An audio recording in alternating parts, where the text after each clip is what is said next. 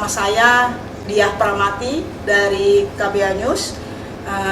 Kita akan berbincang dengan politisi senior, anggota DPR RI 2 kali, terus beliau juga pernah menjadi ketua umum Partai Bulan Bintang, dan sekarang beliau ada di Partai Umat sebagai wakil ketua Majelis Syuro.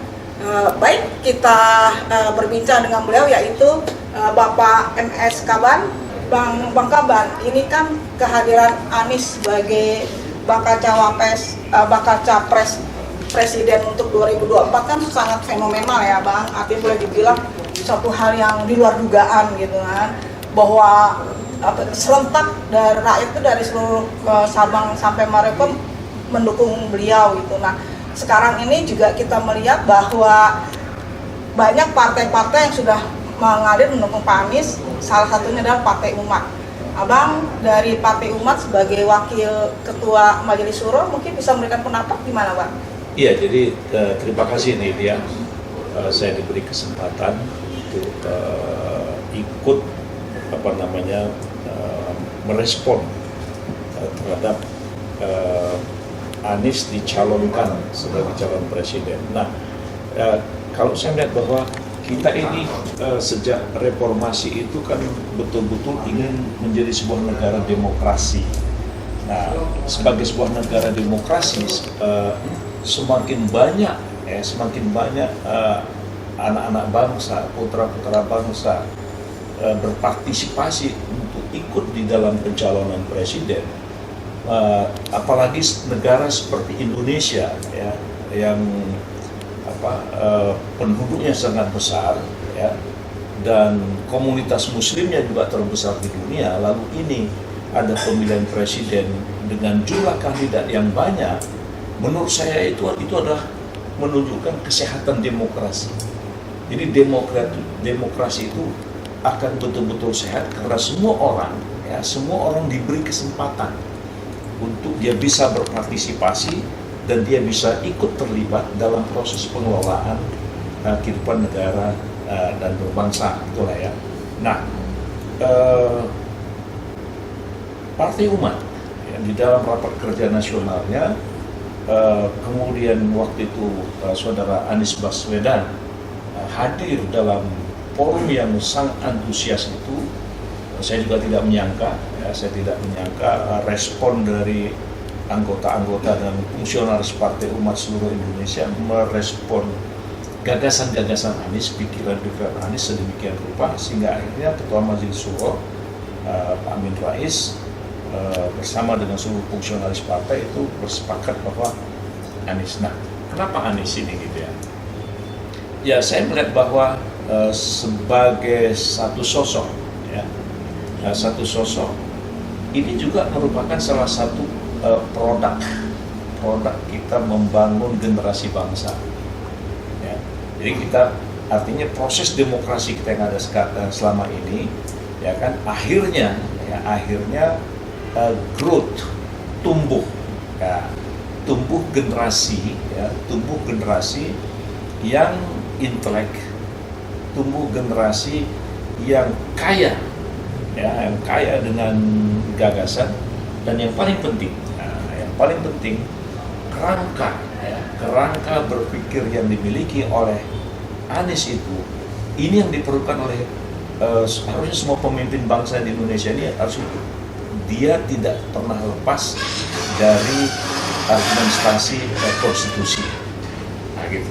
Jadi jadi dia berusaha betul, menghayati betul bagaimana amanat konstitusi itu, Undang-Undang Dasar itu betul-betul diterapkan dan dirasakan oleh masyarakat. Menurut saya ini salah satu hal yang sangat penting. Jadi dengan dia menampilkan gagasan-gagasan dan bagaimana cara dia untuk menyelesaikan masalah-masalah sesuai dengan apa yang jadi prioritasnya, saya kira itu sesuatu yang sangat baik untuk bagaimana kita mengatasi, bagaimana kita untuk menemukan pemimpin. Nah, jadi Partai Umat melihat bahwa tipikal itu ada pada kapasitas leadership yang dimiliki oleh Anies. Gitu. Abang artinya dalam strategi untuk pemenangan ini Pak Anies cukup cerdas ya Bang ya? Iya, jadi artinya bahwa kan tadi saya mengatakan bahwa secara pribadi figurnya itu adalah figur intelek, figur cerdas yang dia kaya dengan pengalaman yang sudah dia miliki selama ini, apakah secara individu ataukah dia pernah memimpin, dia pernah di kementerian, pernah di katakanlah jadi gubernur, atau dia pernah aktif di banyak institusi dunia kemahasiswaan. Nah, saya kira itu menempa leadership, menempa kepemimpinan yang menunjukkan dia punya kapasitas. Nah, selain dia punya kapasitas, dia punya kemampuan, dia punya willingness. Jadi ini relatif dikatakan dia sebagai seorang figur yang hari ini saya melihat dia punya kapasitas, dia punya willingness. Biasanya ada yang punya kapasitas tapi tidak punya kemauan. Nah, dia bisa mampu mewujudkan itu. Artinya boleh bilang sosok yang hampir mendekati sempurna sebagai. Jadi artinya sebagai seorang figur, ya, saya katakan dia punya kapasitas dan willingness yang bisa dia laksanakan. Gitu. Nah, jadi untuk mengatasi problem-problem itu memang tipikal ini yang diperlukan. Gitu ya Bang. Terus kalau misalnya sekarang ini juga kan banyak juga selain Partai Umat juga banyak dukungan dari partai-partai Islam yang lainnya ya Bang ya, gitu kan. Nah, Abang melihat ini bagaimana Bang dukungannya juga dari partai-partai Islam yang lainnya? Iya, jadi saya juga ingin tadi mengatakan bahwa kita ini sebagai negara demokrasi, ya kan, di proses demokrasi sedang diuji di negara kita ini. Jadi sejak reformasi itu kita ingin kita menjadi negara yang kuat dengan demokrasi.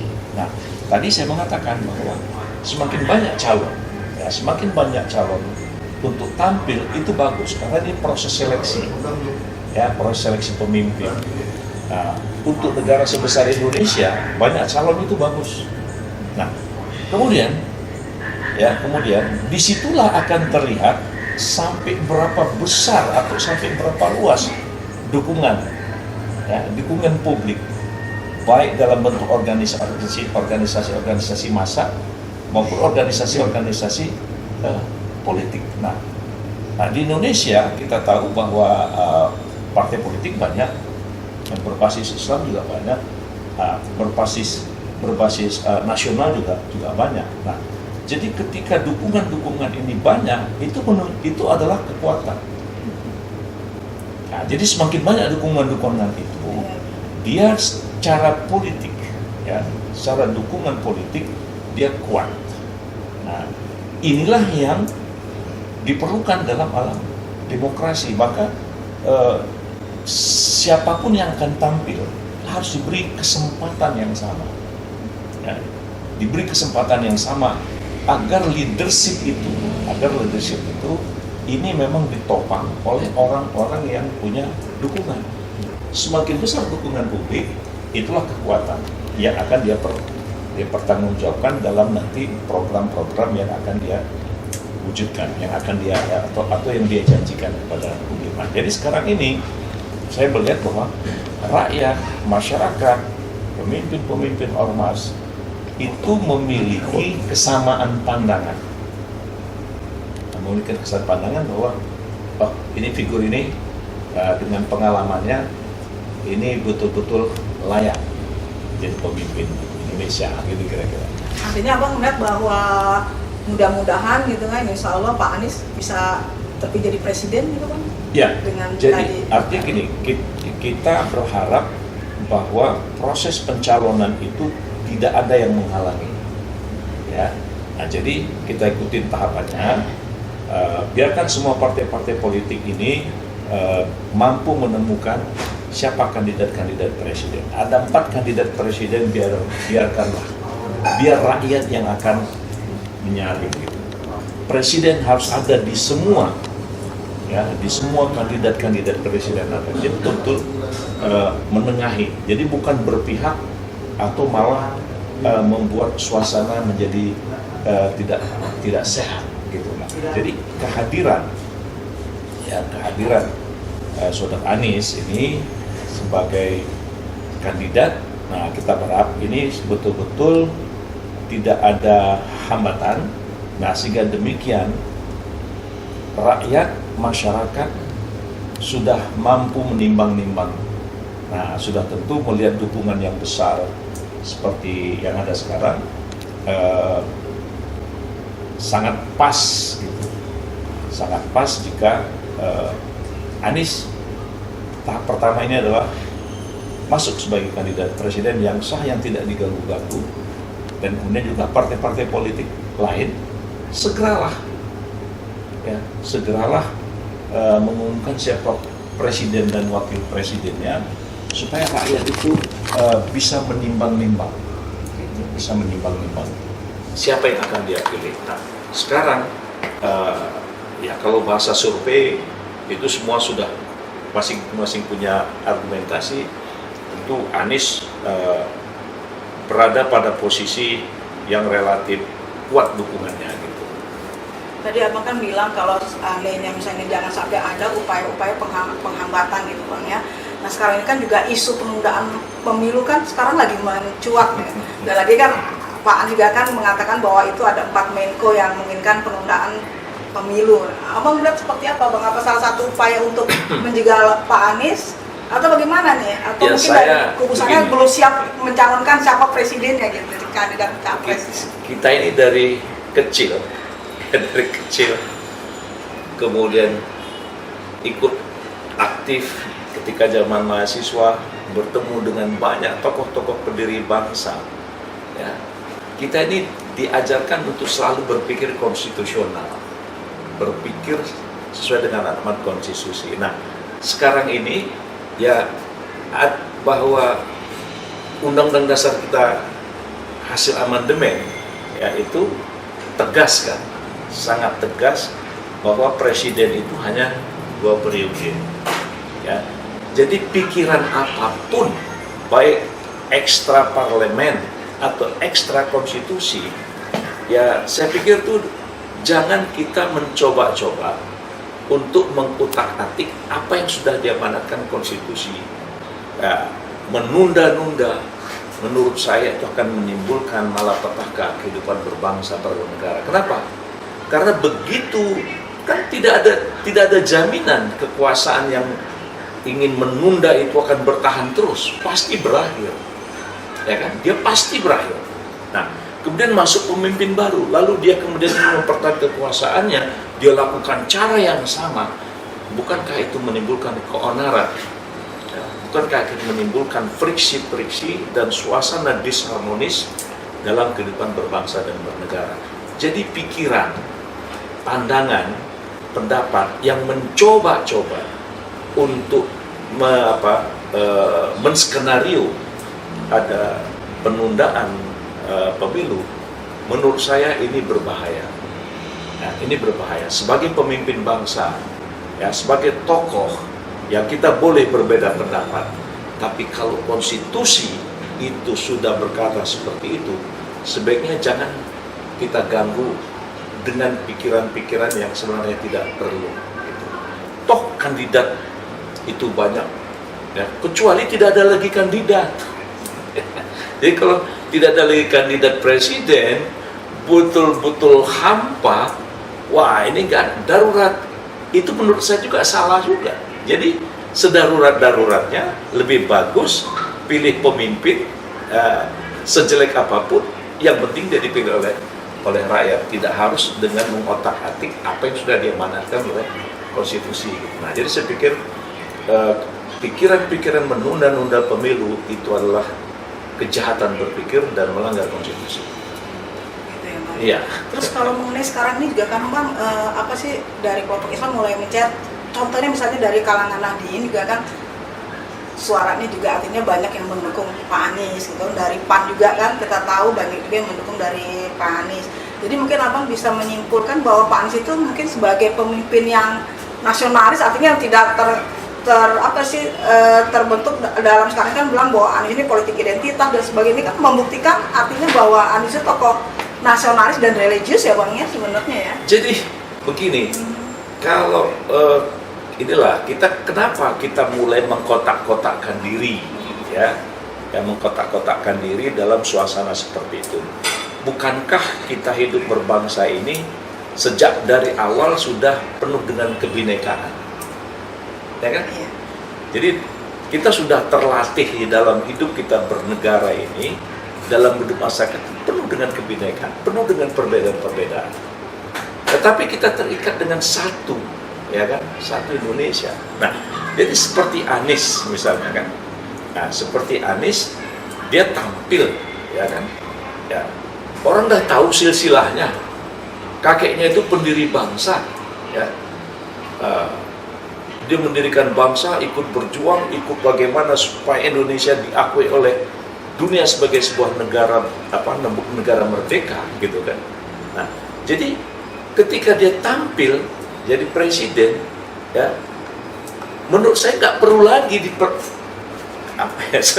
jadi nggak perlu lagi dibilang apa identitas apa. Nah, kenapa? Karena dari segi konsep teori apapun nanti kita berdebat tentang identitas itu capek sendiri, ya kan? Jadi Anies dia sudah didukung oleh partai politik sesuai dengan amanat undang-undang, ya kan?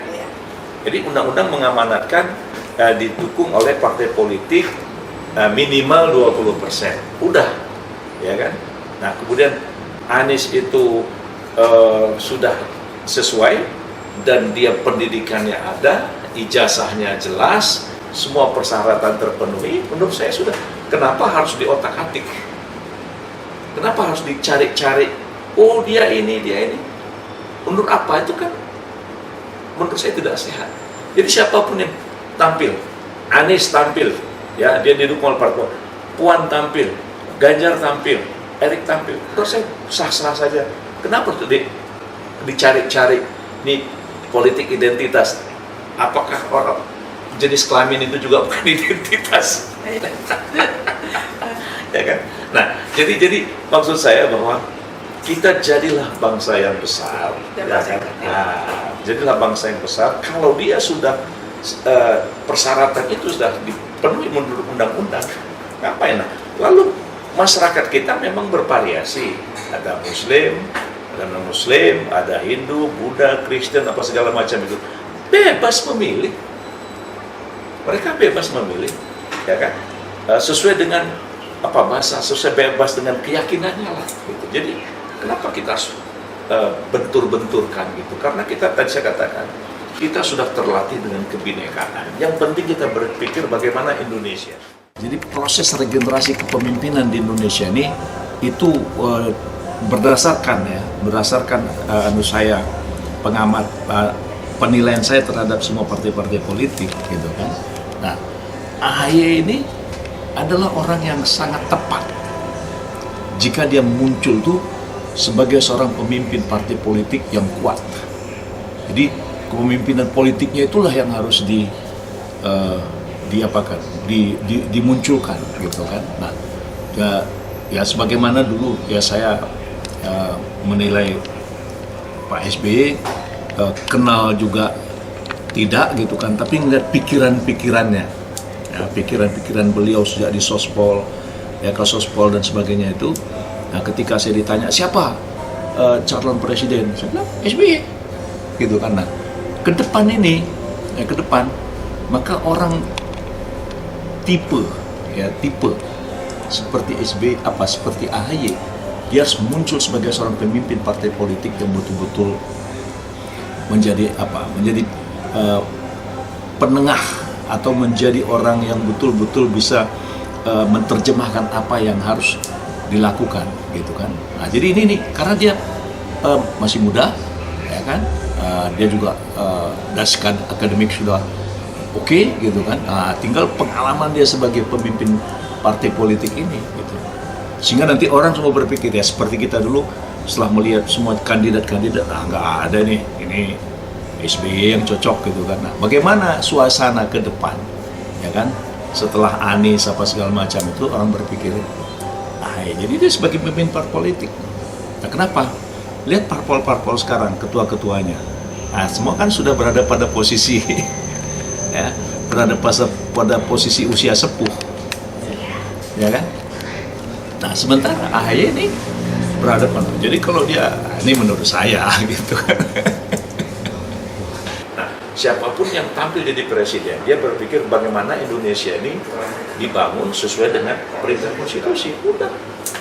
Artinya bahwa waktulah yang bicara bahwa Pak Anies itu tidak seperti yang selama ini mungkin diimeskan atau dengan berita-berita isu miring dengan kekuatan media yang memposisikan seperti itu ya Bang. Artinya inilah waktunya bicara kan seperti itu ya. Jadi saya begini, Anies dengan katakanlah dibully ya, Anies dibully atau apalah istilah-istilah yang dibuat untuk menyudutkan Anies dengan berbagai macam cara, menurut saya itu makin mematangkan Anies, akan mematangkan dia gitu. Karena pemimpin besar ya, adalah pemimpin yang senantiasa dia tetap tenang, dia tetap sabar, dan dia tetap fokus terhadap apa yang akan dia kerjakan, dan tanpa dia memusuhi orang yang membencinya. Nah, itu ada pada Anies. Jadi bullying apapun yang dilakukan oleh para buzzer-buzzer ya, itu tidak akan menjatuhkan Anies menurut saya. Kenapa? Karena dia punya kapasitas ya. Jadi kalau bahasa saya itu dia punya capability, dia juga punya willingness. Jadi ini dibilang sempurna tidak lah ya gitu ya. Tapi yang penting dari segi leadership itu ada. Nah, jadi kepada saudara siapapun saya perhatikan lah, ya, saya ikutin. Mau dibully seperti apapun dia biasa aja. Itu pemimpin. Jadi pemimpin itu jangan gampang marah ketika dia dikritik, dibully oleh siapapun. Nah, jadi hari ini kriteria pemimpin besar, kriteria pemimpin bangsa itu sudah mulai kelihatan. Ya, mungkin sekarang ini Anies lah gitu ya. Nah, walaupun saya juga melihat ada pemimpin yang lain, ya, kalau boleh saya sebut seperti Prabowo, ya. Nah, Bowo itu juga dia cerdas, ya. Dia juga bisa menyelesaikan pekerjaan dengan baik, ya kan gitu. Karena sekarang Bowo maju atas nama itu, ya serahkan pada masyarakat, serahkan kepada rakyat, gitu. Kenapa harus dibully? Ya, kenapa harus dibully? Kenapa harus? Nah, jadi ini untuk sehat. Nah, jadi berbeda, berdialog, perang gagasan, itulah yang akan mencerdaskan rakyat. Artinya Abang melihat bahwa nanti kandidat capres mungkin lawan Pak Anies, Pak Prabowo ya, lawan beratnya. Iya, yang lain. Iya, karena ini sama-sama cerdas menurut saya. Ya, cuman yang satu muda kan gitu kan, yang satu muda dan yang satu sudah senior gitu kan. Tapi dari segi pemikiran, saya melihat, saya ngikutin, dua-dua tuh cerdas sesuai dengan kapasitasnya masing-masing. Wah, ini menarik. Lebih menarik kalau kombinasinya Pak Anies presiden, Pak Prabowo cawapres atau bukan begitu. Jadi maksud saya ya, dari secara apa, Anies itu sebagai figur, ya kan, Mas Bowo juga sebagai figur. Nah, kalau mereka maju dua-dua perang gagasan, itu akan mencerdaskan rakyat. Nah, mencerdaskan rakyat itu. Nah, kemudian kan kalau kita baca sejarah Indonesia, ya, betapa hebat dulu pemimpin-pemimpin itu, para pendiri republik ini, mereka berbeda pendapat. Tapi selalu begitu dibentuk pemerintahan, mereka bisa bersama-sama. Saling isi mengisi, gitu kan. Nah, itulah yang saya katakan tadi, kita sudah harusnya bangga dengan kebinekaan. Tapi kebinekaan kita itu justru memperutuh rasa kebersamaan kita, rasa persatuan kita itu. Nah, jadi kalau misalnya sekarang katakanlah nanti ada 4 kandidat misalnya kan. Siapa aja mungkin Bang bisa disebut. Nah, gini katakan 4 kandidat itu Mas Bowo satu sisi, ya kan. Kemudian Kip satu sisi, ya, kita belum tahu siapa di KIP ini. Nah, kemudian PDIP karena memang mereka 20% bisa menentukan sendiri siapa saja. Biarkanlah perang gagasan di sana. Kemudian terjadi 2 putaran. Kemudian saling berkoalisi. Menurut saya itu demokrasi kita itu sehat. Demokrasi kita. Dan yang akan terpilih pemimpin yang dia bisa lobby politik, dia bisa saling merangkul sehingga rakyat itu puas dan negara itu kuat dengan dukungan rakyat. Jadi nggak perlu dihalang-halangin kalau saya pikir.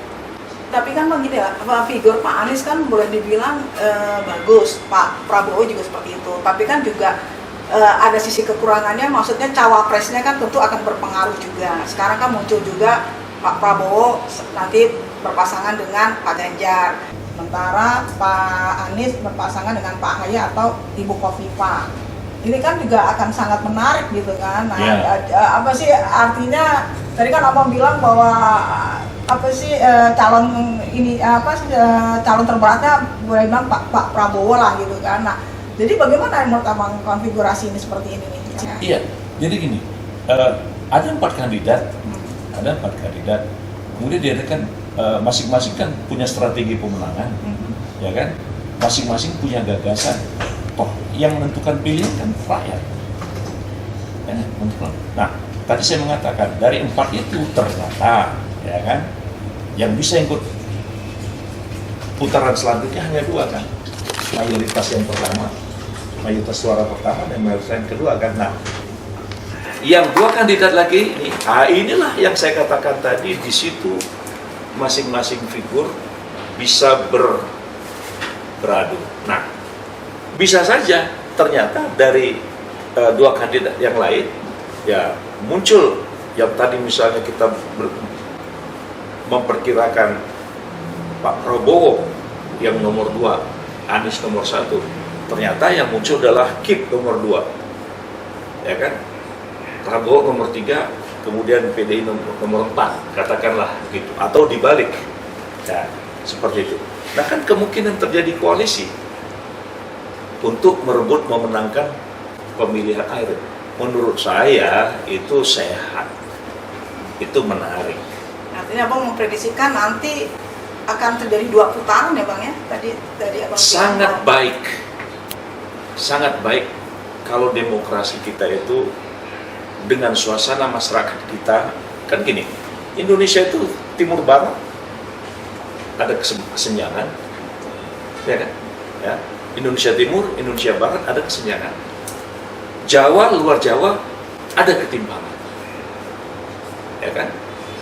Nah, kenapa orang sibuk misalnya Jawa Timur, Jawa Tengah? Karena ini dominasi suara terbanyak. Nah, tapi kalau dia buta, dia 2 putaran. Ini kan artinya partisipasi itu semakin besar dan kemudian dukungan itu makin kuat.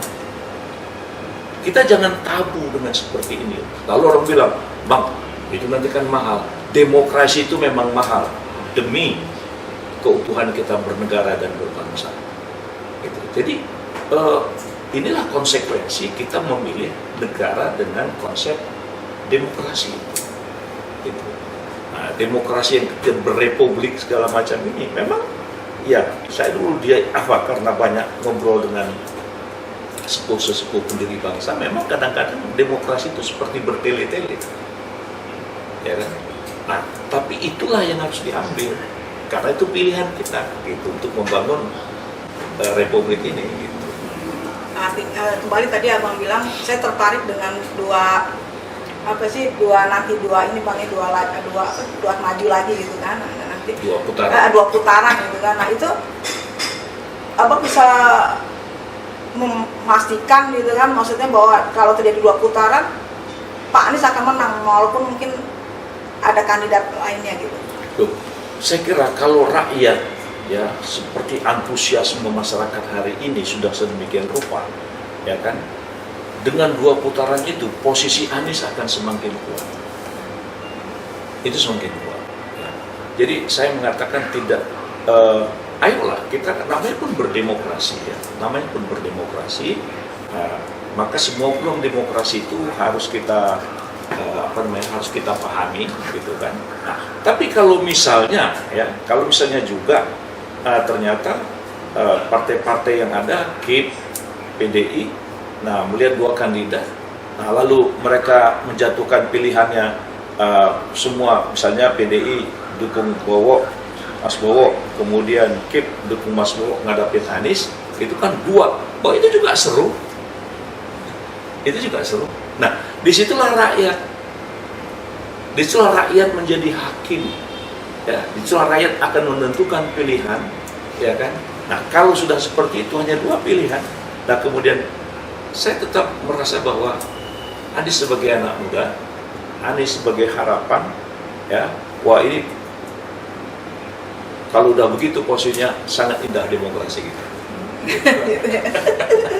Artinya kita punya keyakinan, walaupun mungkin tadi abang bilang calonnya cukup berat ya gitu kan, mungkin bisa ada koalisi dengan KIP dan sebagainya, katakanlah ini Anies sendiri ini kelompok raksasa, tapi mungkin Anies akan memenangkan pertarungan ya. Di antara Gajah dan Lilliput kan seperti itu ya. Jadi gini, rakyat ini selama 10 tahun ini mereka sudah merasakan, ya kan. Jadi rakyat kita tuh belajar loh dari sejarah. Jadi selama 10 tahun ini, ya, rakyat sudah dapat menilai, ya kan, siapa tokoh yang paling layak untuk memimpin bangsa, ya kan. Kemudian mereka juga cerdas untuk memberikan penilaian-penilaian itu. Walaupun banyak influencer, banyak buzzer lah gitu kan, yang mencoba menjungkir balikkan, merubah. Menurut saya itu hiburan untuk dibaca, tapi rakyat itu sudah punya pilihan, Nah, disinilah penyelenggara pemilunya harus betul-betul kuat, solid, misalnya gitu kan. Nah, perkara pilihan, saya yakin. Artinya Pak Anies memang ditakdirkan jadi pemimpin. Ya, jadi ya perkara takdir ya Tuhan lah, ya, gitu kan. Tapi artinya dari ikhtiar fenomena yang sekarang bisa dibaca di tengah-tengah masyarakat, kondisinya seperti itu, seperti tak terbendung, gitu, Nah, jadi kalau tak terbendung ya sudah, biarkanlah proses demokrasi ini, gitu kan. Yang penting para pendukung kalau saya, ya, karena kita ingin membangun persatuan Indonesia yang kuat, jadi yang perlu dipromosikan itu adalah gagasan supaya rakyat itu cerdas. Misalnya bagaimana masing-masing calon presiden mereka akan mengatasi hutang negara yang begitu besar. Bagaimana konsep masing-masing presiden untuk menaikkan pendapatan masyarakat. Bagaimana konsep masing-masing presiden untuk meningkatkan penerimaan negara.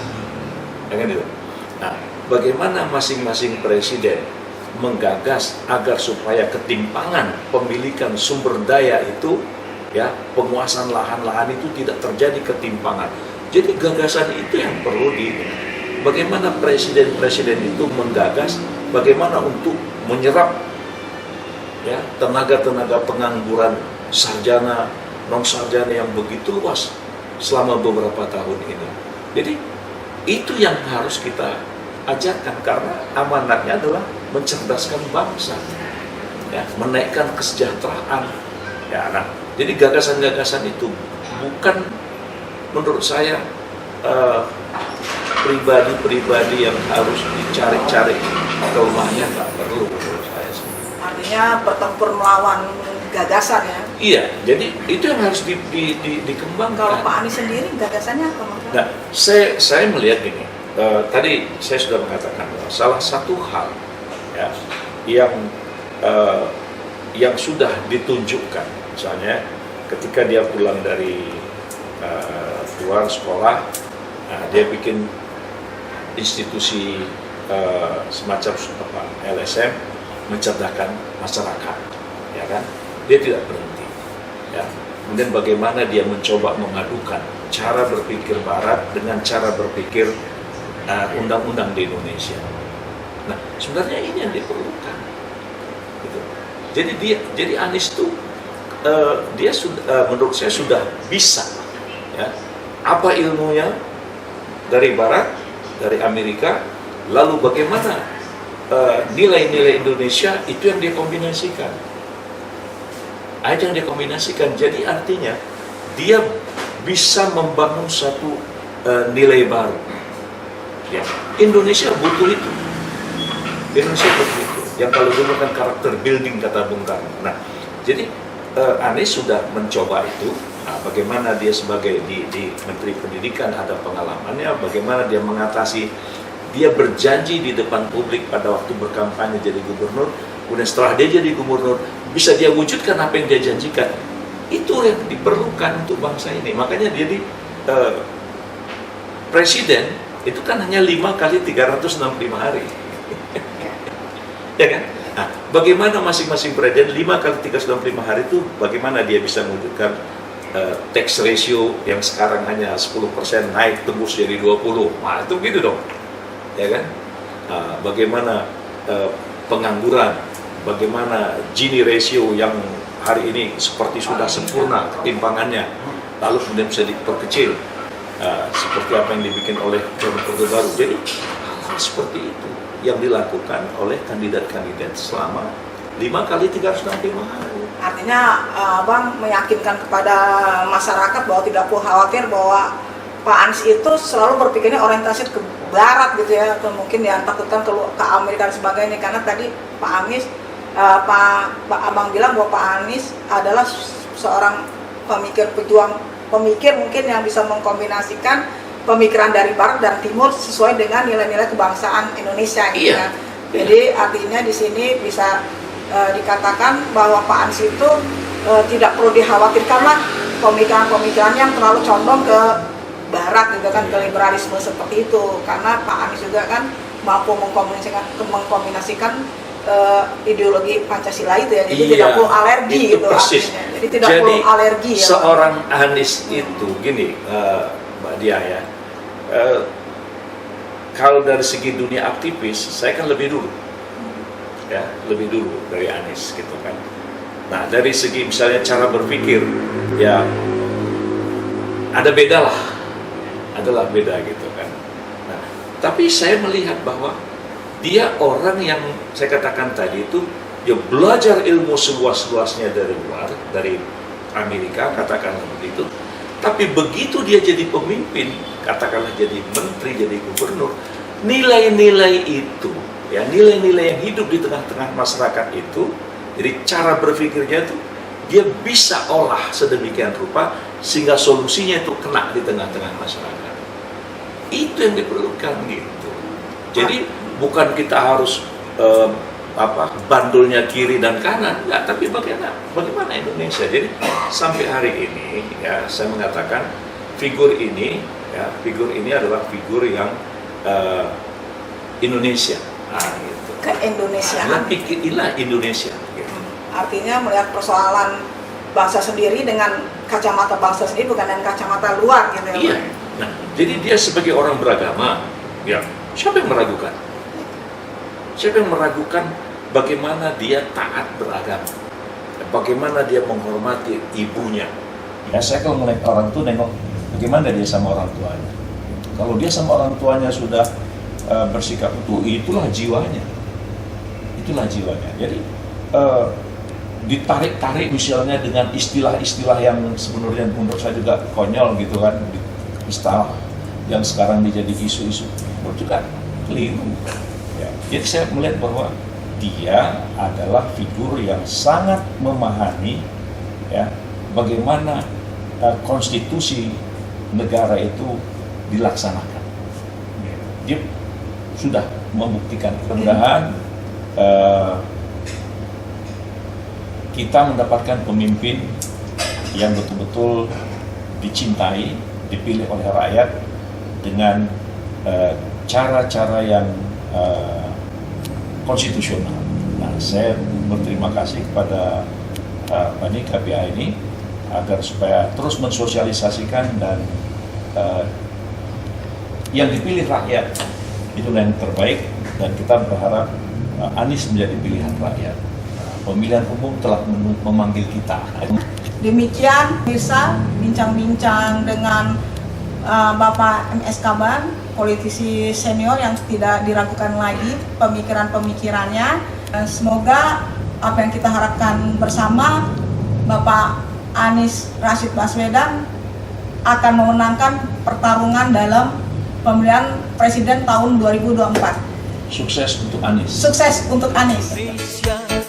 My love.